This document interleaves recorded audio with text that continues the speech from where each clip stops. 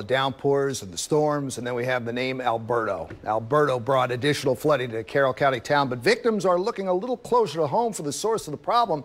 WMAR 2 News' Jeff Hager has more on the second round of flooding this week alone in Sykesville. Jeff.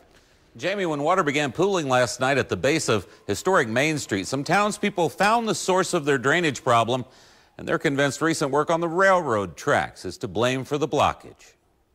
High-end wines, craft beers, and unique gifts now share the same space with dehumidifiers, box fans, and even a leaf blower at the Vine on Main here in Sykesville. And last night, owner Ridia Dearie feared it would flood for the second time in less than a week. We had a brief but heavy storm, and during that time, immediately we noticed that the street was flooding again, which is not normal. But unlike the flooding which swamped Baldwin Station Restaurant and a neighboring parking lot on Sunday, this time the backed up water all pooled at the base of historic Main Street, where some town leaders and business owners focused their attention. They came to our aid immediately because the water was obviously going to come back into the shop, and they followed the drain to realize that the track work that CSX had just completed last week, they had piled feet of dirt, debris, and gravel, rocks, blocking the drains. Justin Necker of the Firehouse Creamery looked on as the determined team turned the tide with a handful of shovels.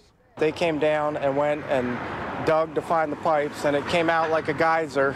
And within 5 minutes, all this water that was getting up on, starting to get up on the sidewalks and the parking lots was gone. So it was clogged drains. For her part, Ridia Dearie is thrilled her businesses did not suffer a second dose of flooding in less than a week. But she now suspects recent work along the tracks may have contributed to the backed up waters twice in a matter of days. We've been here 21 years. This has never happened. So we knew it was unusual. I was perfectly happy to blame Mother Nature. I understand that. But now that we know exactly why it happened and exactly that CSX had caused it to happen, now we're a little upset. CSX has a workstation in Sykesville, but when we contacted the railway company today, it said the town had not made it aware of any problem with the drains below those tracks.